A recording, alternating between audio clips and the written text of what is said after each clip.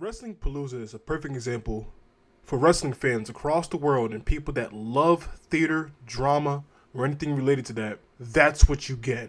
Nobody knows, so what's up, yo?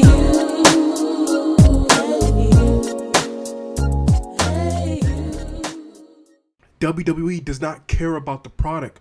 What happened to very long, interesting storylines? What happened to building up young stars? What happened to the wrestling that I fell in love with when I was 6 years old, back in 2006, and even watching the Attitude Era back then, or even watching some WCW.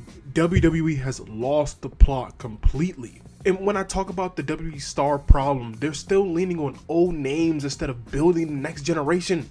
It creates a stagnant product when, like I said before, we know the outcome before it even happens.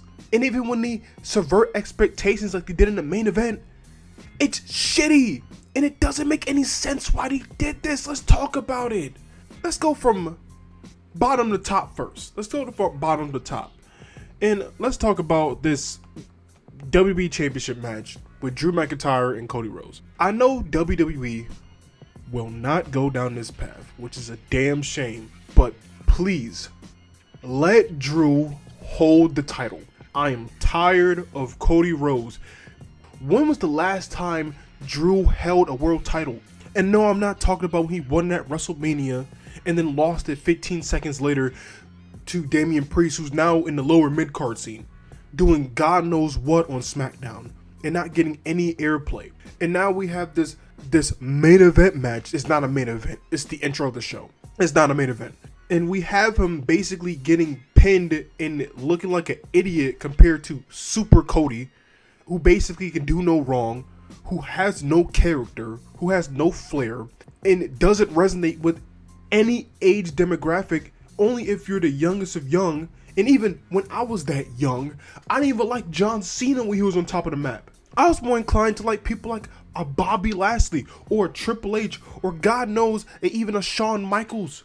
Not the dude that always wins and doesn't give any explanation why he always wins. It's just, oh, I'm just that good. I'm just that guy, you know? Like, I kick out of 20 finishers in a match and that's a good match. No, it's not. No, it's not.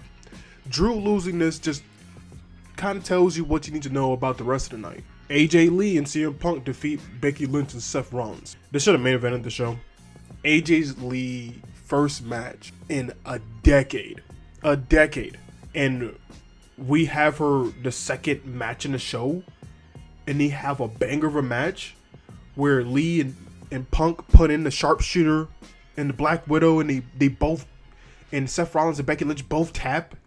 That should have main evented the show. It was a feel-good moment instead of the main event we fucking got. Then we get to Stephanie being Io Sky. Thank the Lord. The match went on 20 minutes. I really don't give a fuck. But the vacant women's world title, Stephanie won it. Congratulations.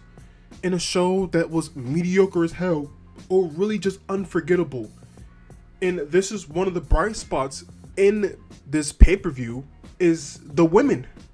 I don't know why they stuffed the women in the middle of the card and expect this shit to work, when in reality, the men stunk up the joint. Stephanie should have been the second to last match on, not the third match in a middle of a 5-card pay-per-view that really didn't mean shit. Holy shit. Then we talk about the Vision beats the Usos in 17 minutes. Why are we having the Usos and the Vision on pay-per-view? Why does WWE have a big ass roster and they don't use? We've been seeing these guys in the main event of Raw every week. Now, I like that they're using guys in the main event of Raw or SmackDown and putting them on pay-per-views, but for crying out loud, you have an assortment of wrestlers that you can choose from.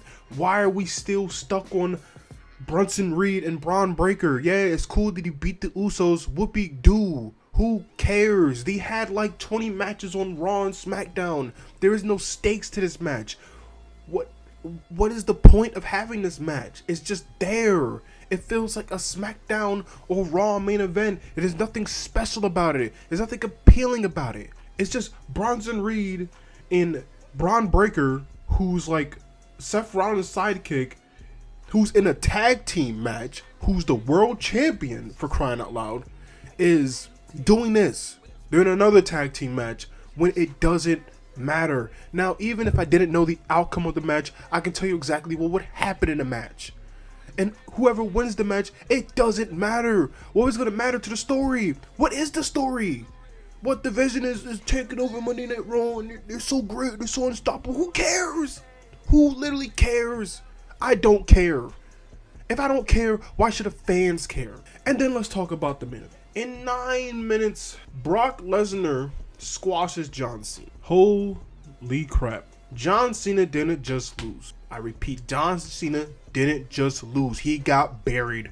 For a guy that you claim that is the GOAT, for a guy who's carried the company for over a decade, and he gets this kind of disrespectful send-off.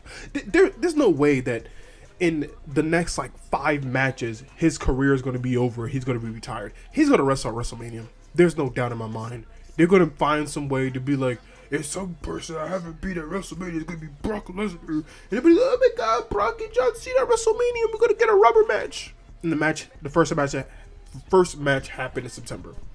And we're going to get a rubber match at WrestleMania. There's no way that we're going to have John Cena just retire in December with an anticlimactic finish. I would rather see Randy Orton versus John Cena at WrestleMania, but that's a whole nother conversation. That's a whole nother conversation. Just having him get squashed. And we all know why Brock Lesnar shouldn't be there. We all know it.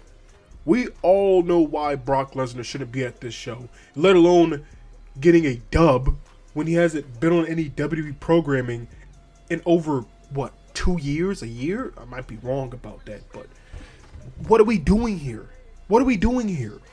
And then not to even mention how many advertisements were in the show, how much advertisements on the barricade, how many advertisements is on the canvas, how many advertisements on the announcer's table, and not even to mention for the people that want to watch the show legally, you have to pay $30 on ESPN Plus just to watch the show. What happened to just buying the WWE Network and that being like $10 fucking and watching a pay-per-view on there? It's better than the old days when you had to buy $60 just to watch a pay-per-view. But the product was much better back in 2006, 2004, 2003, and it made it worthwhile. And the matches were actually interesting. The story behind it was actually interesting. Now everything is just the Cody, John Cena, Seth Rollins show, and sprinkling Roman Reigns whenever he feels like coming into the mix. This show was bad. This show honestly gets a F. I don't think this show was good. I don't think this show has any redeeming qualities. Why would I sit down on my Saturday night when I could be doing anything else and watch Wrestlepalooza? What type of name is Wrestlepalooza anyway? Give me, in the last 5 years, who have they pushed that's, at least in the male division, that has been any worth a damn that the rally behind? That's Braun Breaker. The last 5 years, Braun Breaker, that's it. What happened to Carmelo Hayes? I know Dragunov is injured, but that's the only guy out of NXT in the last 5 years that's done anything. And I'm talking about people that got to NXT within the last 5 years and actually are worth a damn in the main roster.